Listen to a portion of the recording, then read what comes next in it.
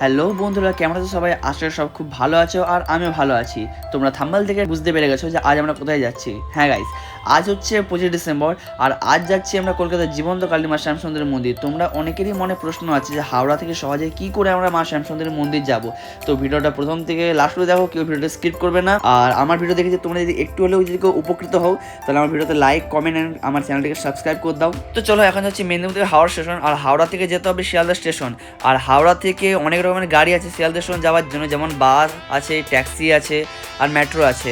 রাতে হোক তোমরা যেতে পারো, কিন্তু তোমরা যদি একটু জলদি আর উইদাউট পলিউশনের মধ্যে যেতে চাও তাহলে আমি তোমাদেরকে বলবো তোমরা মেট্রো করে আসতে পারো। আমরা মেট্রো করেই যাবো। তো মেট্রো যাওয়ার জন্য প্রথমে মেট্রো স্টেশনের ভিতরে যেতে হবে আর ওখানে 20 টাকা করে একজন টিকিট কাটতে হবে। এখান থেকে শিয়ালদা যেতে হবে আর শিয়ালদা থেকে প্রথমে বাকিটা বলছি। আর যেহেতু আমি এখানে সবটা অল্প অল্প জানি, তাই আমার ভরসায় সবগুলোকে নিয়ে এসেছি। আমাদের পরিবারের সবাই এসে, আমার মা এসছে, আবার কিছু কাকিমা এসছে, কিছু দিদি এসছে, তো সবাই মিলে এসেছি এখন মেট্রো স্টেশনে। আর 5 মিনিট অন্তর ছাড়া ছাড়া আমাদের এখানে মেট্রো ট্রেন আছে। আমাদের একটা ট্রেন আসার সময় ছাড়া হয়ে গেলো, যেহেতু আমরা একটু ভুল রাস্তা দিয়ে চলে গেছিলাম। আর এখন আমরা ঠিক রাস্তায় এসেছি, ঠিক প্ল্যাটফর্মে এসেছি। ঠিক প্ল্যাটফর্মে আসার পর দেখতে ট্রেন চলে এসেছে আর দেখতে ট্রেনের পথে কতটা ফাঁকা, একটু ভিজে ভিড় হয়েছিল। তারপরে আমরা মেট্রো থেকে বাইরে বেড়াচ্ছি। এখন শিয়ালদা স্টেশনের ভিতরে যেতে হবে, মেট্রো স্টেশনটা আছে আর আমরা শিয়ালদা স্টেশনের ভিতরে হয়ে বেড়াবো। আর চলো এখন বাইরে যাই, তারপর অটো না টোটো কি বুক করা যায় দেখি কত কি এখন নেয়।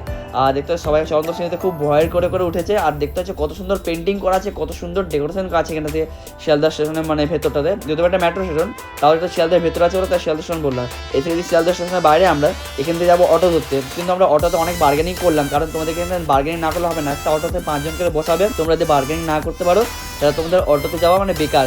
একটা অটোতে 5 জন করে বসবে, 120 টাকা বা 110 টাকার মধ্যে তোমরা যদি ঠিক করতে পারো তাহলে যাবে।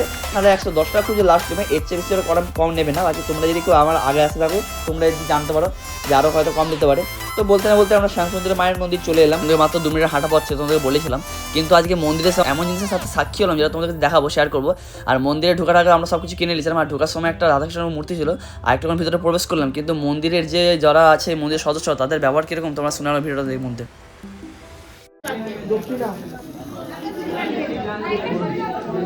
ভিডিওটা তোমরা ভালো করে শুনতে পেলে যে এখানে দক্ষিণা ওরা চিল্লাচ্ছে।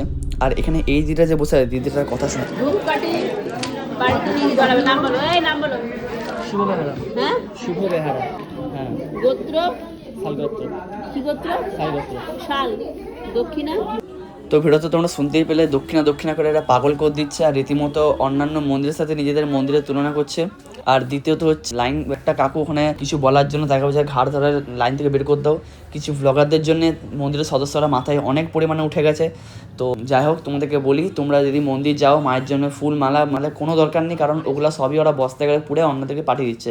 তোমরা ফ্রুটি বা অন্যান্য কিছু চকলেট ওগুলো দিতেই পারো মাকে। আর মাকে দেখে যাক আমাদের একটা শান্তি যাক মনে এলো, কারণ মায়ের জন্য আসা আজকের দিনটাতে। আর 25 ডিসেম্বর আজকে, তো মাকে তো দেখতে পেয়েছি, খুব ভালো লাগছে। তোমরা মাকে দর্শন করো। আর এখন যাবো আমরা ভিক্টোরিয়া, পূজা দেওয়া শেষ। আমাদের হাতে অনেকটা সময় ছিল, তাই জন্য আজ যাচ্ছি ভিক্টোরিয়া। আর ভিক্টোরিয়া আমাদের হচ্ছে প্রথমবার যাচ্ছি, কারণ এর আগে আমাদের অনেকবার ভিক্টোরিয়ার পাশ দিয়ে পার হয়েছে, কিন্তু ভিক্টোরিয়া যাওয়া হয়নি। যেমন আমরা যখন কালীঘাট গেছিলাম তখন ভিক্টোরিয়ার পাশ দিয়ে পার হয়েছে, কিন্তু ভিক্টোরিয়া ঢোকা হয়নি।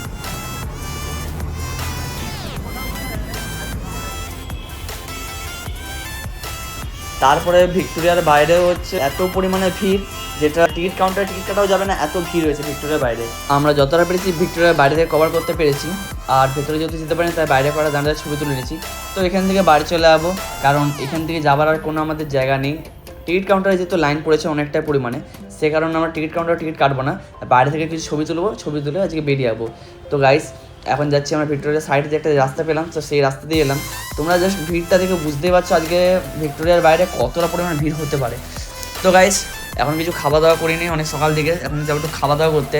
তো দুপুরে তো ভাত খাওয়া হয়নি, যেহেতু এখানে কাছাকাছি কোনো হোটেল নাই, তো এখন আমরা চাউমিন খাবো। তো চলো এখন চাউমিন খেলি। আর চাউমিন খেয়ে যাবো বাস ধরতে, বাস থেকে যাবো হাওড়া থেকে যাবো একদম ঘর। তো চাউমিন যখন আছে, 1 প্লেট চাউমিন নিয়ে নিয়েছি আমি, এক চাউমিন। তারপরে এখানে যাচ্ছি বাড়ি এখন। তো চলো আস্তে আস্তে আমরা যখন কথা বলতে এগোচ্ছি বাস ধরতে। আর বাস থেকে যাবো আমরা হাওড়া স্টেশন, আর হাওড়া থেকে যাবো মেদিনীপুর। তো চলো গাইস, ভিডিওটা ভালো লাগে লাইক করো, সব অবশ্যই করে দিও। আর আমার চ্যানেলগুলো সব সাবস্ক্রাইব আর ফলো করে দাও। তো আজ এতটা দেখাচ্ছে পরের ভিডিওতে, এখনের জন্য বাই।